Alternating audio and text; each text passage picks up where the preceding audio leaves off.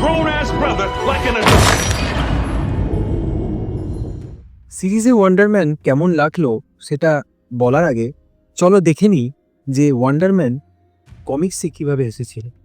Comics এবং cinema উভয়তেই আমরা ওয়ান্ডারম্যানের আসল নাম অর্থাৎ সাইমন উইলিয়ামস নামেই দেখছি। Simon Williams also known as ওয়ান্ডারম্যানকে প্রথম দেখা যায় দ্য অ্যাভেঞ্জার্স ইস্যু নম্বর 9-এ 1964-এ।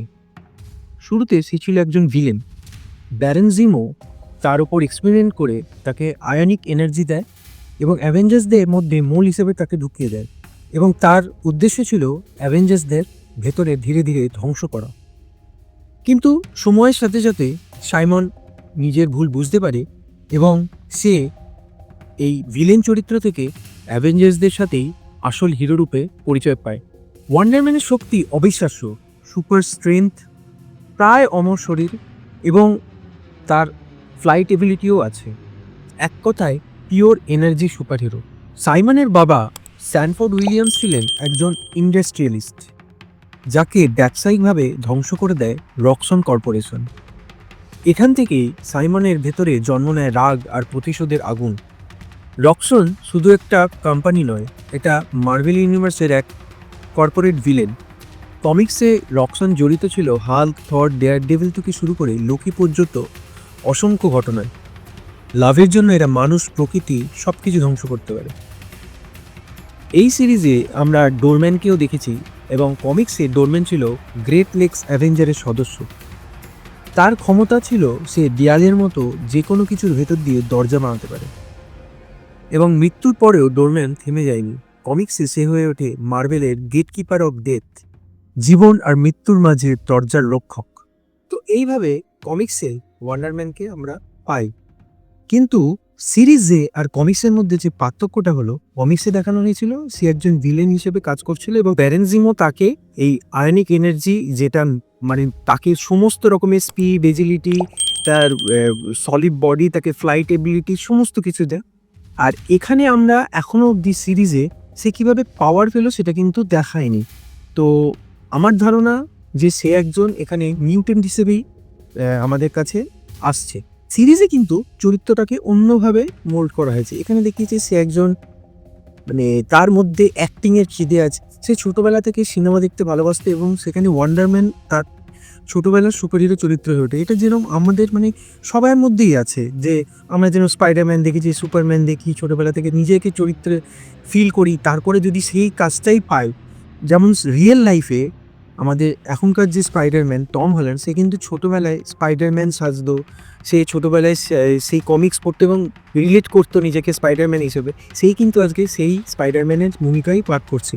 ঠিক সেইভাবেই এখানে দেখানো হয় সাইমন উইলিয়ামসও ছোটোবেলা থেকে ওয়ান্ডারম্যানের প্রতি আসক্ত এবং সেখান থেকেই সেই ওয়ান্ডারম্যানের যখন সিরিজ বা ফিল্ম আসবে ঘোষণা হয়, তখন সে সেই চরিত্রটা পাওয়ার জন্য লড়াই করতে হবে।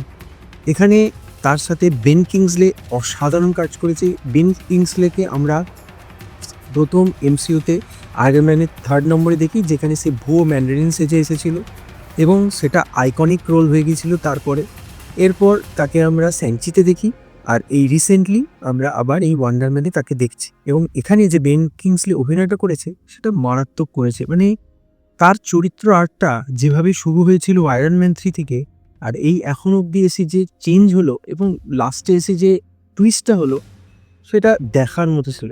এছাড়া এই সিরিজটা আরও অনেক ভালো ভালো পজিটিভ দিক আছে, যেগুলো হচ্ছে যে যেভাবে বিল্ড আপ দেখিয়েছে, যেভাবে মার্ভেল সেই পুরনো তার রাইটিংটাকে ফিরিয়ে এনেছে। মার্ভেল কিন্তু এখানে মক্কারি করতেও ছাড়েনি নিজেদেরকে। এছাড়া যে পলিটিক্স চলে এই ফিল্মের লাইনে বা এই ধরনের মিডিয়া লাইনে, তো সেইগুলোকেও তুলে ধরেছে। রাইটার্স গিল্ডের যে স্ট্রাইক চলছিল সেটাও তুলে ধরেছে। এরকম বহু ছোটোখাটো জিনিস যেটা মেটা হিসেবে ধরা হয়েছে এবং সেগুলো খুব অ্যাপ্রোপ্রিয়েট হয়েছে।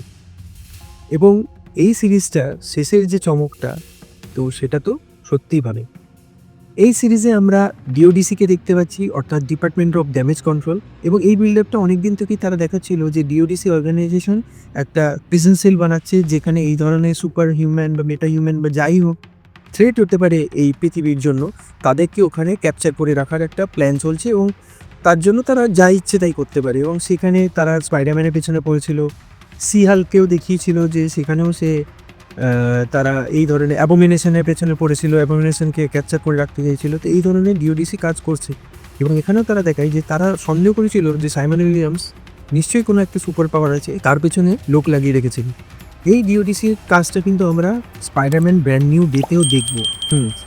ওখানেও কিন্তু সেডি সিঙ্কের ক্যারেক্টারটাকে ডিওডিসি মনে করছে যে থ্রেট হিসেবে, এবং তাকে তারা ক্যাপচার করে রাখবে এই প্রিজেন্টটাতেই, যেখান থেকে স্পাইডারম্যান এই সেডি সিঙ্ককে উদ্ধার করে আনবে পানিশারের সাহায্যে। তো সেটা তো ব্র্যান্ড নিউ ডের গল্প, এবং সেটা তো আমি আগের ভিডিওতে বলেওছি যে কী হতে চলেছিল সেই সিনেমাটা। এখানে আমি যেটা বললাম যে লিঙ্কটা ধরিয়ে দিলাম যে ডিওডিসি কিন্তু এই কাজগুলো করছে। এছাড়া আমরা আরেকজন কমিক্স হিরোকে দেখতে পাচ্ছি এই সিরিজে, যেটা হলো ডোরম্যান। কমিক্স চরিত্রে অন্যভাবে দেখিয়েছে, কিন্তু এখানে একটা দেখিয়েছে যে রক্সন কর্পোরেশনের কোনো একটি কেমিক্যাল বা বায়োকেমিক্যাল কিছু একটা দ্বারা এ পাওয়ার পায়, এবং এখানে ডোরম্যানকেও একটা আইকনিক কস্টিউমে দেখানো হয়, বা কম সময়ের জন্যই দেখানো হয়, কিন্তু কমিক অ্যাকুরেট একটা কস্টিউম দেওয়া হয়। তো ওভারঅল এই সিরিজটা আমি বলবো যে গুড ওয়াচ, অবশ্যই দেখো। এবং যে যে বাজে বাজে সিরিজ বা সিনেমা এনেছিল এমসিইউ, তার থেকে তো অনেক ভালো এই সিরিজটা হয়েছে। তো তোমরা যদি দেখে থাকো এই সিরিজটা, অবশ্যই কমেন্ট সেকশনে জানাও যে তোমাদের কেমন লেগেছে। আর আমার এই ভিডিওটা ভালো লেগে থাকলে অবশ্যই চ্যানেলটাকে লাইক, শেয়ার অ্যান্ড সাবস্ক্রাইব করে দিও। আমার নাম মনে রেখো বংশু। আমি এই ধরনের ভিডিও স্মল এবং লং ফরম্যাটে আনি, তো তোমরা অবশ্যই চেক আউট করতে পারো। এছাড়া আমার ইনস্টা, ফেসবুক আর থ্রেডস হ্যান্ডেল একই নামে আছে, যেখানে তোমরা অবশ্যই গিয়ে চেক আউট করতে পারো, যেখানে আমি ডেলি কিছু না কিছু আপডেট দিয়ে থাকি। তো আবার দেখা হবে স্ক্রিনের এপারে বংশুপসের সাথে। ততক্ষণের জন্য বাই।